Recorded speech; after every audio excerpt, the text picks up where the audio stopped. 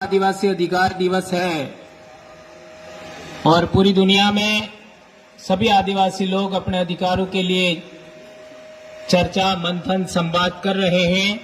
उसी कड़ी में इस साल का जो कार्यक्रम है वो हमारा नॉर्थ ईस्ट के 7 सिस्टर्स स्टेट में कार्बी आंगलंग जिला असम में आयोजित है। कई सारी बातें हम लोगों ने सुनी और अभी जो चर्चा का विषय है समस्याएं समाधान और कैसे हम लोग एक्शन प्लान कर सकते हैं उसके बारे में। साथियों, कल हमारे बेंजामिन भाई ने बताया था कि यूएनओ में किस तरीके से आदिवासी इंडिजिनस पीपल्स को आपका विश्व आदिवासी दिवस और अधिकार दिवस के लिए किस तरीके से संघर्ष करना पड़ा, वह बात बताई। इससे हमें ये जानकारी होना चाहिए, हमें समझ पैदा हमारे में होना चाहिए कि हमारे समाज की जो समस्याएं हैं वो रीजनल नहीं है, स्टेट लेवल की नहीं है, नेशनल लेवल की नहीं है, वैश्विक समस्याएं हैं। अर्थात इंटरनेशनल स्तर पर भी आदिवासियों की समस्याएं हैं। इंटरनेशनल लेवल की समस्याएं होने की वजह से ही हम लोगों को यूएनओ में भी संघर्ष करना पड़ा और हमारे बहुत सारे लोग इस संदर्भ में काम कर रहे हैं। यह अच्छी बात है और अचीवमेंट भी मिल रहा है कि हम लोगों को एक दिन मिला पूरे विश्व लेवल पर 9 अगस्त विश्व आदिवासी दिवस। उसके माध्यम से हम लोग समाज को अच्छे तरीके से जागृत कर पा रहे हैं और हम लोगों को बहुत राजस्थान में बड़ी उपलब्धि मिली हमारे संघर्ष की वजह से कि पूरे राजस्थान में सार्वजनिक अवकाश की घोषणा हुआ। अभी जो 13 सितंबर का जो हम लोगों को दिन मिला है आदिवासी अधिकार दिवस यानी इंडिजिनस पीपल्स राइट्स डे, यहाँ भी हमारे सभी साथियों के संघर्ष की बदौलत मिला है। तो हमारे राष्ट्र लेवल पर क्या दिक्कतें हैं इस पर सभी लोग बोल रहे हैं और बोलेंगे। मैं थोड़ी सी एक तो इम्पोर्टेंट बात कहना चाहता हूं, उसको हमें अच्छे तरीके से समझना है। जब से मैं सामाजिक कामकाज कर रहा हूं, लोग समस्या केंद्रित काम करते हैं कि हमारे समाज में ये समस्या है, हमारे समाज में वो समस्या है। ये समस्या गिनाने का काम हम लोग करते हैं और समस्या गिनाने का काम नहीं करना चाहिए, ऐसा मैं नहीं कह रहा हूं। समस्या है तो समस्या का कारण भी होगा।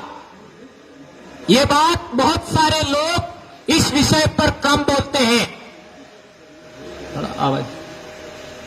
समस्या है तो समस्या का कारण भी होगा। यदि समस्या का कारण हम आइडेंटिफाइड करने में कामयाब होते हैं तो समस्या का समाधान संभव है। यह बात हमें अच्छे तरीके समझनी है। यदि समस्या है तो समस्या प्राकृतिक नहीं है, वह समस्या मानवीय प्रयासों से निर्मित हुई है। तो वो कौन लोग हैं जिन्होंने हमारे समाज में समस्या निर्मित किया, यह आइडेंटिफाइड होना चाहिए। हमारे पश्चिमी भारत की बात करते हैं, भील आदिवासी सबसे बड़ा आदिवासी समुदाय माना जाता है। यदि आज की तारीख में भील आदिवासी केंद्रित हम लोग समस्या के बारे में बात करते हैं तो आज की तारीख में युवा इंटेलेक्चुअल पर्सन सभी लोग एक बात को लेकर के सबसे ज्यादा आशंकित हैं, वह है कि हमारा धर्म क्या है। इसको लेकर के बहुत सारे सवाल आते रहते हैं। ये पिछले दिनों जो आदिवासी एकता परिषद का कार्यक्रम हुआ झाबुआ में, उसमें भी मैंने बात रखा था कि हम लोग निर्णय लेने की क्षमता नहीं रखते। यह इतनी बड़ी बात, मेरा कहने का मकसद यह था कि हम लोगों को हर बड़ी समस्या के लिए निर्णय लेना होगा। और आज की शाम को हम लोग बहुत सारी अच्छा डिस्कशन हुआ, उसमें निर्णय लेने जैसी बातें हुई, यह मेरे को अच्छा लगा। तो एक समस्या क्या है कि हमारा धर्म क्या है। आज देश में जो सर्टिफाइड या आइडेंटिफाइड या फिर रजिस्टर्ड जितने भी धर्म है, वो सभी धर्म आदिवासियों को बिखेरने के लिए है, ऐसा मैं मानता हूं। जो रजिस्टर्ड धर्म है, कोई भी धर्म आदिवासियों का एक करने में आज की तारीख में सक्षम नहीं है। यह बात हमें गांठ बांध लेनी चाहिए। क्यों? सभी धर्म, चाहे ईसाईयत हो, चाहे आपका कोई भी धर्म हो, ईसाईयत का नाम लेकर के आदिवासियों को सबसे ज्यादा प्रताड़ित किया जाता है। लेकिन जो भारत में सबसे ज्यादा बड़ा धर्म है, जिसको हिंदुइज्म कहते हैं, वह भी देखो तो दोनों में धर्मांतरण हमारा हो रहा है। यह कहने की हिम्मत बहुत कम लोगों में है कि चाहे हिंदुइज्म हो चाहे ईसाईयत हो, दोनों में धर्मांतरण आदिवासियों का हो रहा है। यह बात बहुत कम लोग आपका क्या कहते हैं, हिम्मत नहीं कर पाते हैं। तो सवाल पैदा होता है, आखिर हमारा धर्म क्या है? तो यदि फिलोसफी के आधार पर हम लोग समझने का कोशिश करते हैं, तो एक फिलोसफी है ईश्वरीय दर्शन की। ऐसा दर्शन, ऐसा फिलोसफी जो एक ईश्वर की कल्पना करता है, एक ईश्वर को मानता है। और दूसरी फिलोसफी है वो प्रकृति आधारित फिलोसफी, यानी प्रकृति निर्मित, यानी प्रकृति के आधार पर चलने वाले जो मानव समूह है, उनका दर्शन, यानी नेचुरल फिलोसफी। तो आदिवासी लोग हैं वो नेचुरल फिलोसफी को मानते हैं, उसी को ट्राइबल फिलोसफी हमें कहना चाहिए, जो प्रकृति के नियम कायदे आधारित है। यदि इस दृष्टि से हम लोग सोचते हैं, पहली बात हमें ख्याल रखना होगा कि दुनिया पर विचार राज करता है, व्यक्ति राज नहीं कर सकता, विचार राज करता है। तो हम लोग इस दृष्टि से सोचते हैं, तो प्रकृति के नियम कायदे, प्रकृति की सोच, प्रकृति आधारित समुदाय है, उनको 6 धर्म चाहे 7 धर्म है, उनसे बाहर निकलने का सोच स्टैब्लिश करना चाहिए। इतनी बड़ी बात, यदि आप इन 6 धर्म को मानते हैं, तो इनसे बाहर हमारा सोच होना चाहिए। इस संदर्भ में आपका ये जो आदिवासी समन्वय मंच बना है, उसको उसके बारे में सोचना चाहिए। पूरी दुनिया के अंदर एक जमाने में एनिमिज्म था, सर्वात्मवाद, अर्थात यानी ये जो पूरी प्रकृति है, उसकी हर चीज पूजने लायक है, हर चीज का सम्मान करना चाहिए, हर चीज का आदर करना चाहिए। ये चीज आज शाम को हम लोग खाना गए थे कल कार्बी समुदाय के बीच में, वहां पर भी हमने देखा, हमारे भील कम्युनिटी में भी होता है, गोंड कम्युनिटी में भी होता है, संथाल में भी होता है, मुंडा में भी होता है, कि हम लोग अन्न की उपासना करते हैं। सूर्य के बारे में हमारी सोच है, पृथ्वी के बारे में सोच है, पेड़ पौधों के बारे में सोच है, नदी नाले के बारे में सोच है, पहाड़ों के बारे में सोच है, जीव जंतु के बारे में सोच है।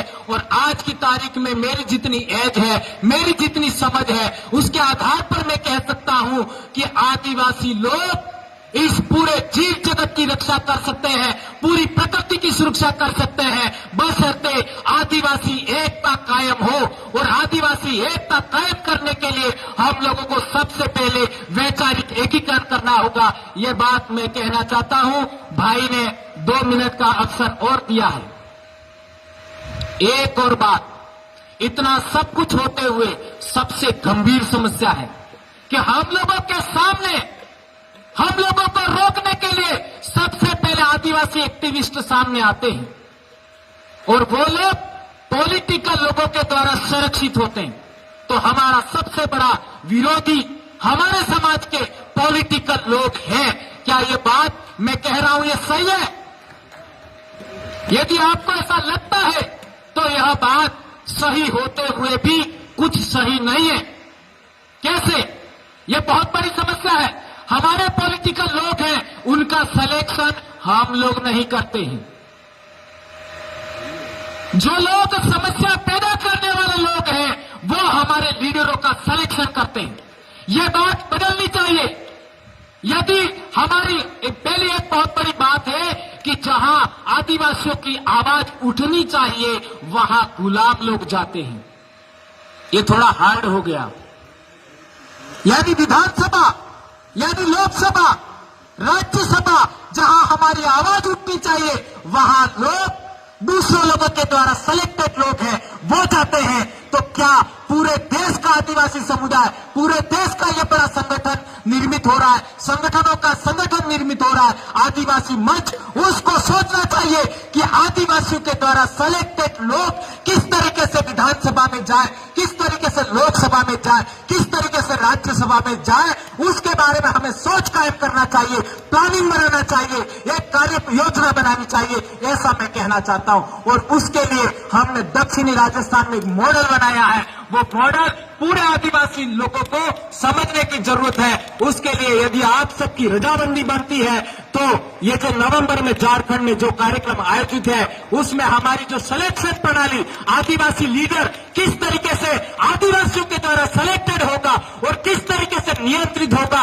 और किस तरीके से आगे जाके बोलेगा, उस पर मैं ट्रेनिंग देना चाहूंगा। यदि आप लोगों की सहमति बनती है, रजामंदी बनती है, तो उस समय में नवंबर में मैं कोशिश करूंगा। इतनी बात कह करके मैं अपनी बात समाप्त करता हूं। जय आदिवासी, जय जोहार, जय भारत, कारुण। बहुत बहुत शुक्रिया आदरणीय भंवरलाल जी परमार। हमारे को जिन जिन बिंदुओं पर बहुत गहनता से चिंतन मंथन करने की जरूरत है,